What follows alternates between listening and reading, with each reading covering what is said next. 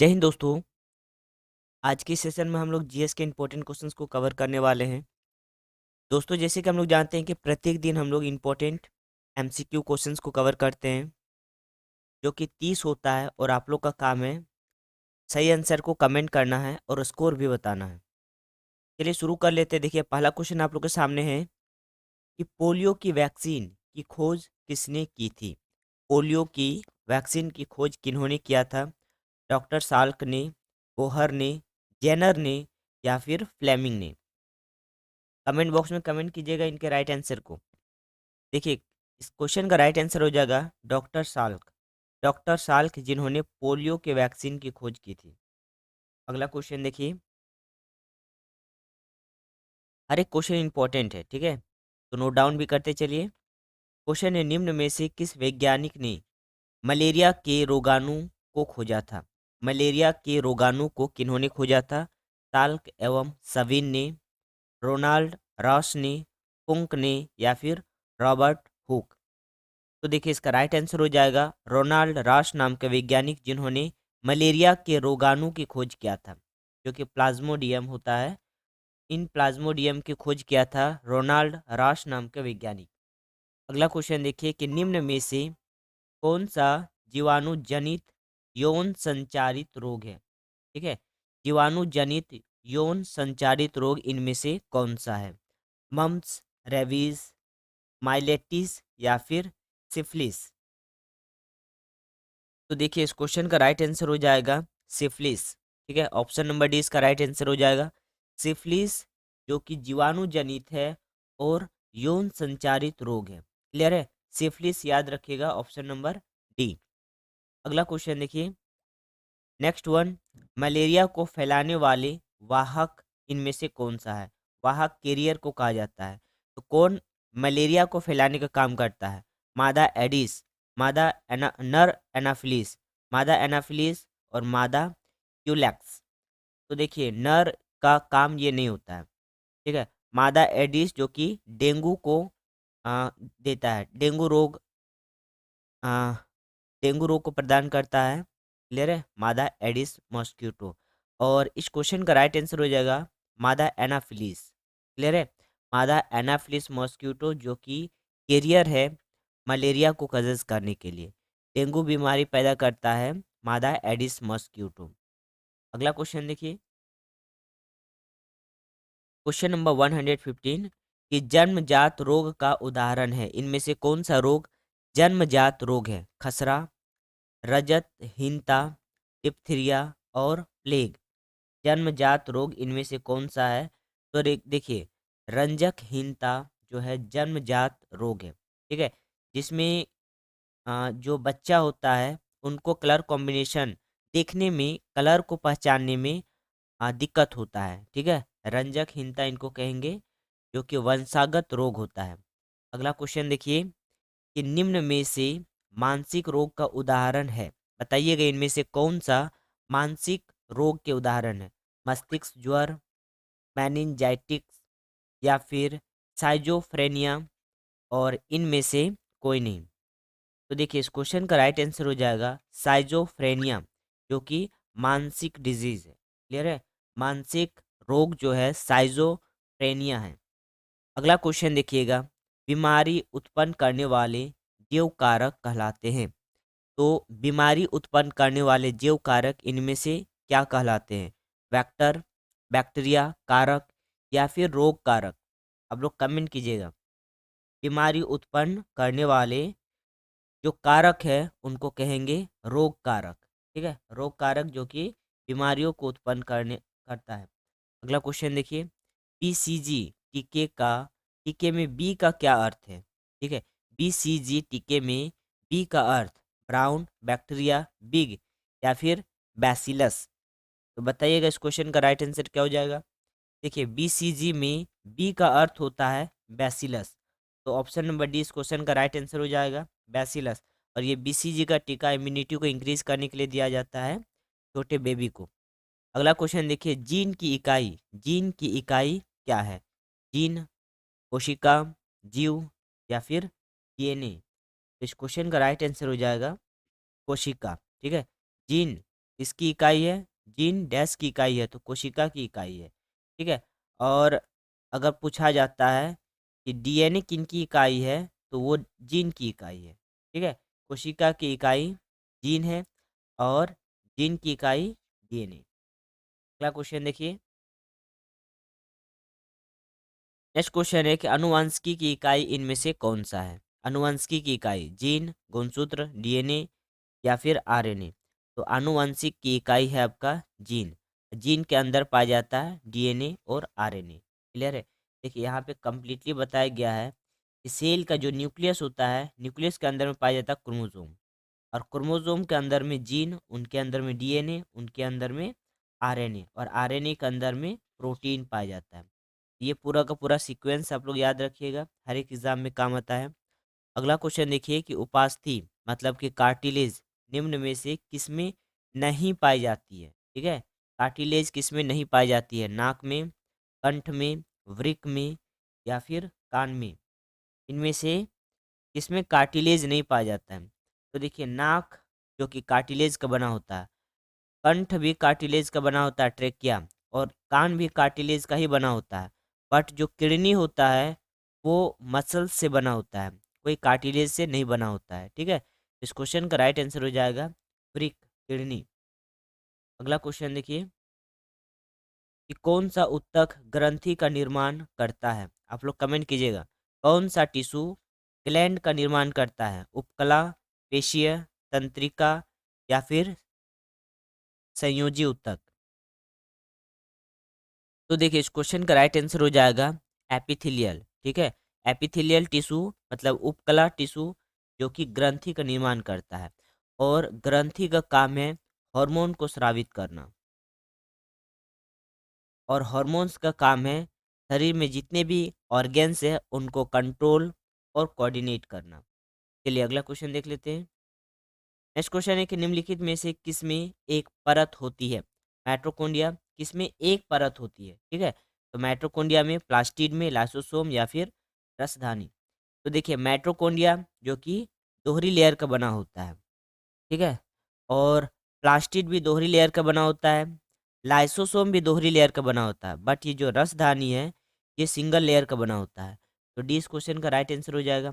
Mitochondria देखा जाए तो बिजली घर कहा जाता है कोशिका का, क्योंकि यहाँ पे एटीपी सिंथेसाइज होता है, एटीपी के फॉर्म में एनर्जी स्टोर होता है। ठीक है। एटीपी का फुल फॉर्म पूछ लेता है तो एडिनोसिन ट्राइफॉस्फेट। ठीक है। और ये जब एडीपी एडिनोसिन डाइफॉस्फेट में चेंज होता है तो बहुत अधिक मात्रा में एनर्जी और लैक्टिक एसिड का निर्माण करता है। एनर्जी हमारे शरीर में यूटिलाइज हो जाता है वर्क को करने में, बट जब लैक्टिक एसिड बहुत ज़्यादा अमाउंट में हमारे शरीर में जमा होता है तो हमारा शरीर थकान सा महसूस करने लगता है। अगर हम प्लास्टिड के बारे में बात कर लेते हैं तो ये प्लांट टिश्यू में, प्लांट कोशिकाओं में पाया जाता है। प्लास्टिड के 3 पार्ट होता है। ठीक है। क्लोरोप्लास्ट, क्रोमोप्लास्ट और ल्यूकोप्लास्ट। ठीक है। क्लोरोप्लास्ट के अंदर में पाया जाता है क्लोरोफिल। ठीक है ना, जिसके कारण ये पेड़ पौधा ग्रीन कलर का होता है।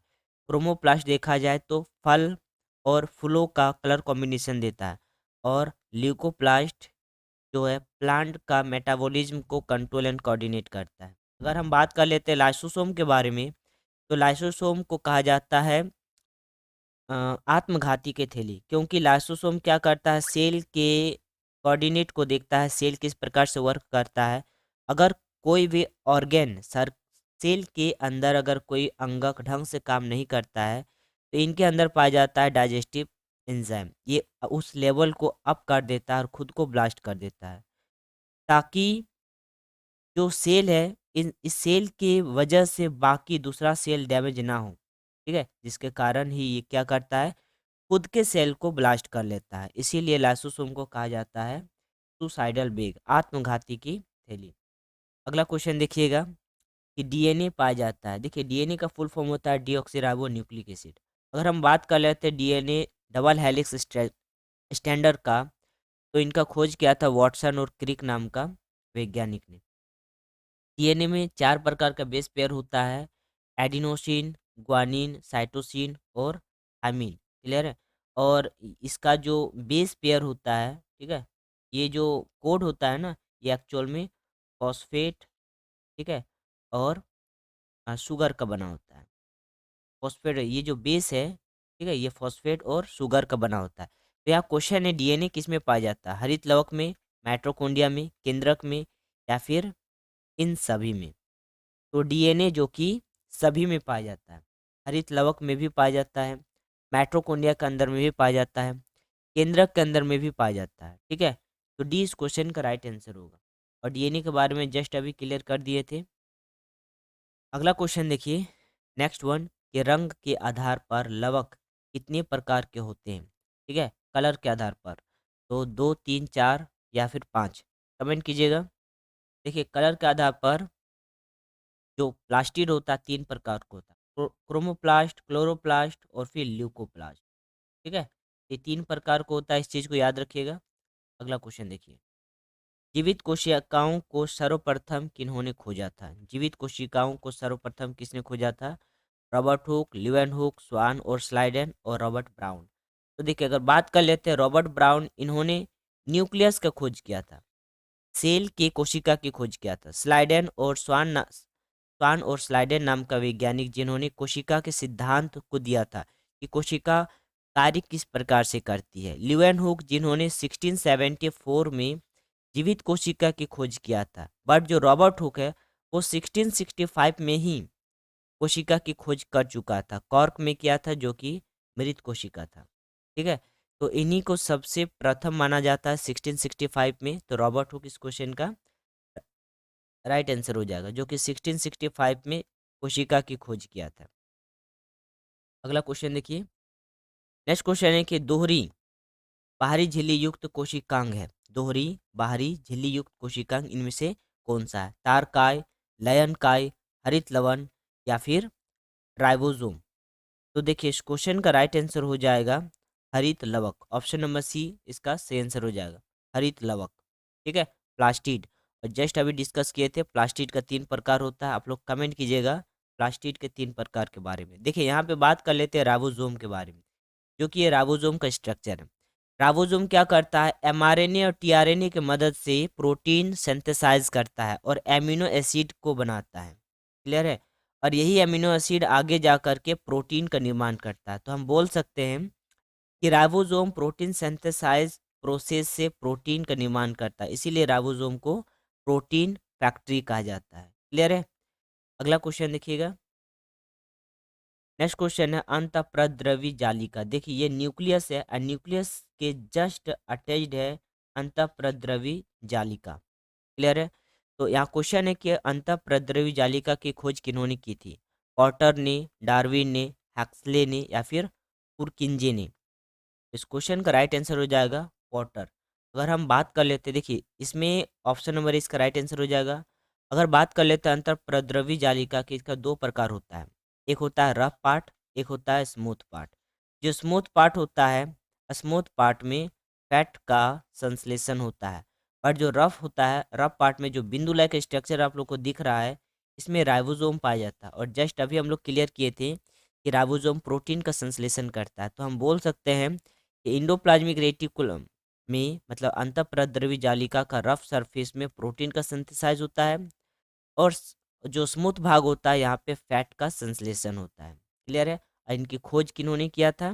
तो पॉटर नाम का वैज्ञानिक ने। अगला क्वेश्चन देखिए, नेक्स्ट क्वेश्चन है कि राइबोसोम की खोज किन्होंने की थी?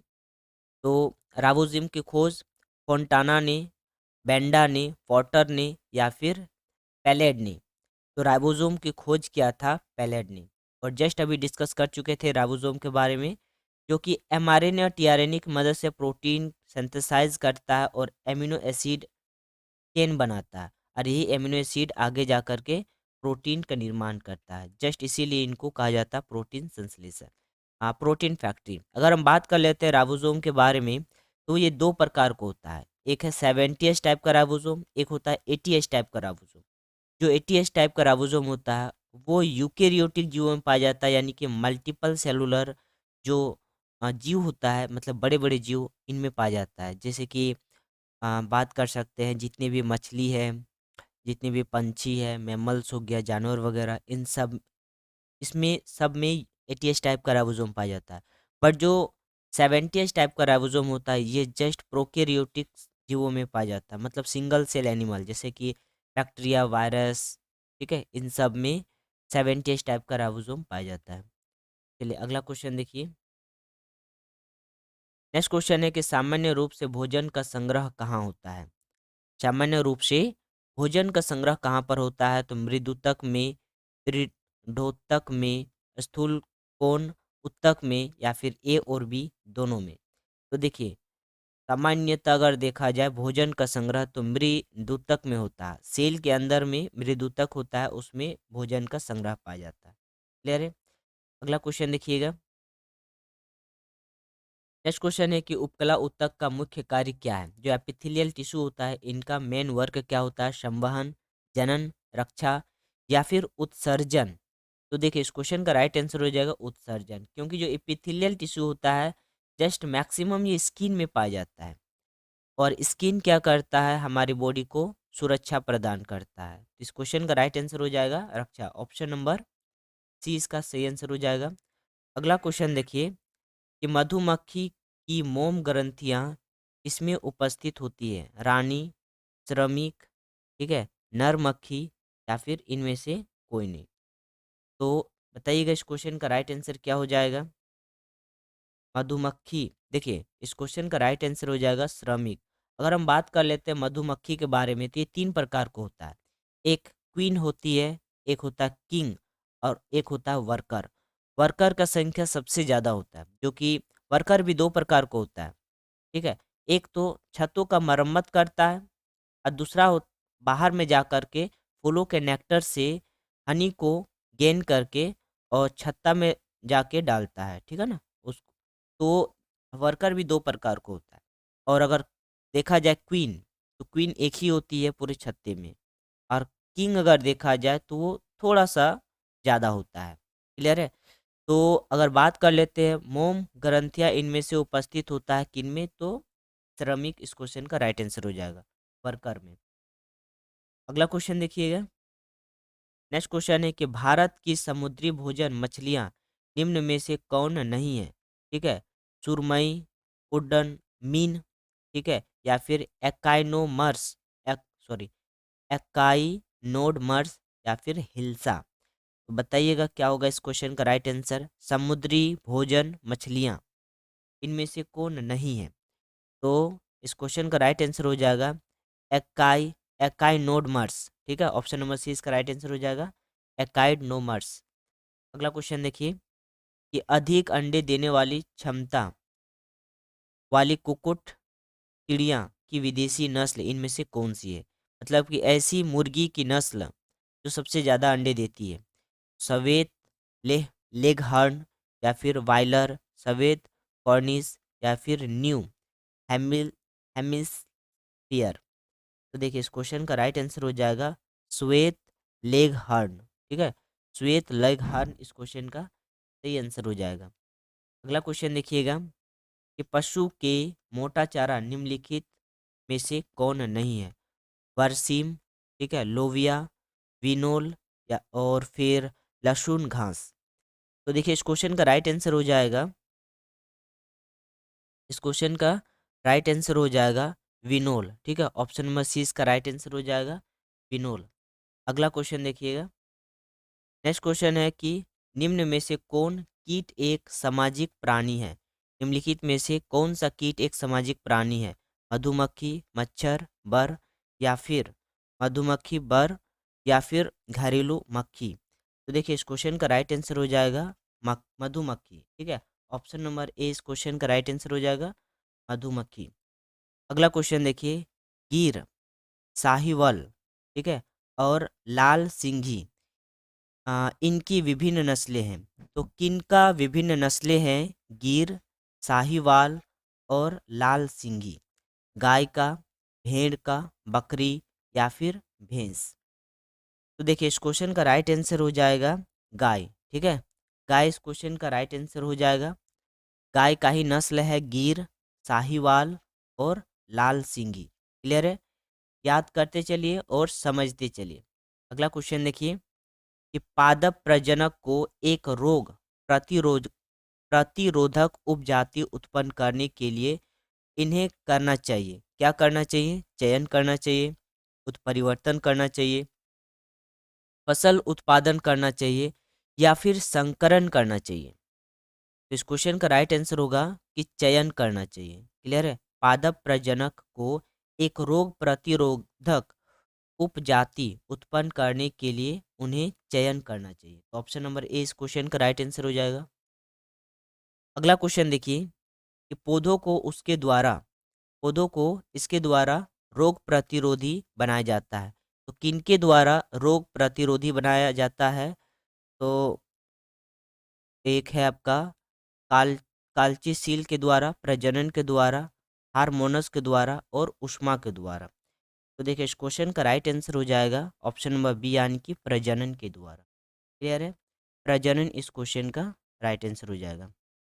अगला क्वेश्चन देखिए कि पौधों के लिए अधिक मात्रा में आवश्यक तत्व इनमें से कौन सा है?